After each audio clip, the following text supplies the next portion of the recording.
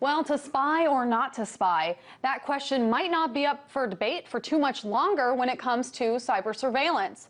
That's because the government task force is coming up with legislation to force companies to find a way to allow agencies like the FBI to monitor online communications in real time or face crippling penalties. Despite promising privacy to their customers, soon companies like Facebook and Google could be forced to rewrite their programs to create backdoor monitoring tools to help the government intercept communications as they occur. But cyber companies aren't going down without a fight. To discuss this, I'm joined now by Himanshu Nigam. He's the founder of SSP Blue. Hi there, Himu. So it seems like the government can't figure out how to crack these codes, so it wants these technology companies to develop ways for the government to actually monitor and intercept these communications on its behalf, even though the government is not going to help the companies find the codes or come up with the money to create these backdoors.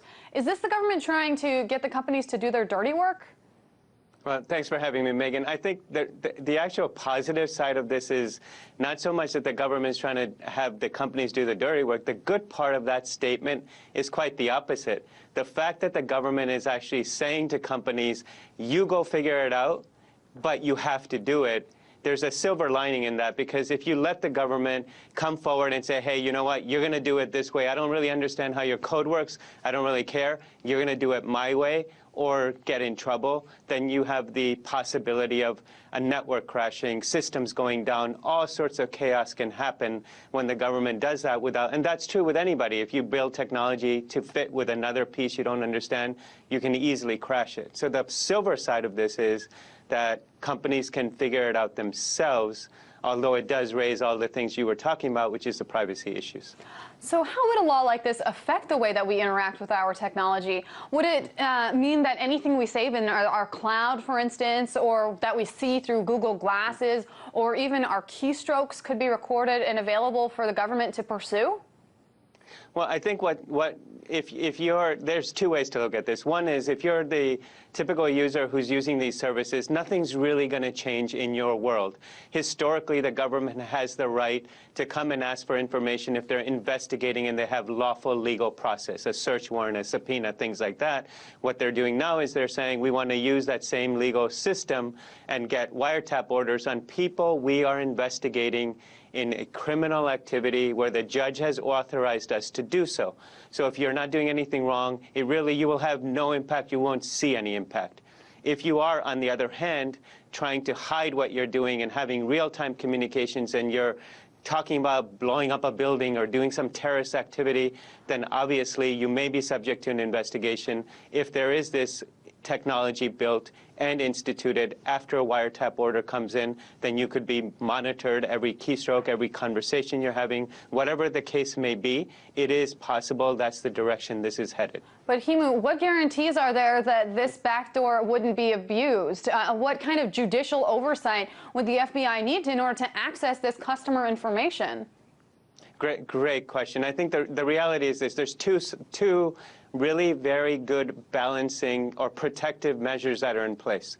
One is that the government has to go through the judicial system. They have to ask a judge to authorize a wiretap order, which actually, and most people don't realize this, has a string of requirements on when you can actually get it versus a search warrant or a subpoena, which are easier to get.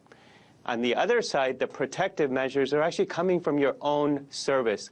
Facebook, Google, two perfect examples of companies that do an amazing amount of work to protect your privacy. So when a government comes, say, with a search warrant or a subpoena, they still put it through the rigmarole. There's systems in place that publicly, many people don't realize this. There's systems in place that they have lawyers looking at and saying, is this lawful? Is this make sense? Is it coming from the right agency? Do they have the authority to do this? And then, are we going to disclose only what we're supposed to? Are we going to go beyond that? And are there systems in place to limit that? So in a very good way, the providers that these large tech companies are, their reputation is built on privacy, many of them. And because of that, they do a ton of stuff to try to protect the user privacy. So from that perspective, if I'm the user, I feel, yeah, sorry, go ahead. That might be the case, but the problem is that Google, for instance, and Facebook happened to start encrypting their emails when it was being sent from one to another. They did that back in 2010, all the way because of a hack. They did that to protect their customers. Now, what they are asking, what the government and this FBI legislation is possibly asking these companies to do, is to find ways for them to be able to open up that door. Would that make those companies more vulnerable once again to those type of cyber hacks outside of the government? So what you're actually raising, Megan, is a very good security question, and that is, if you're going to wiretap an encrypted communication at some point, in order for the FBI to understand what is being said, it needs to get unencrypted or de-encrypted. And is it possible for a hacker to go into that de-encryption point and figure out what's being said, and therefore the whole idea of encryption goes out the window? And I think how likely is this to pass?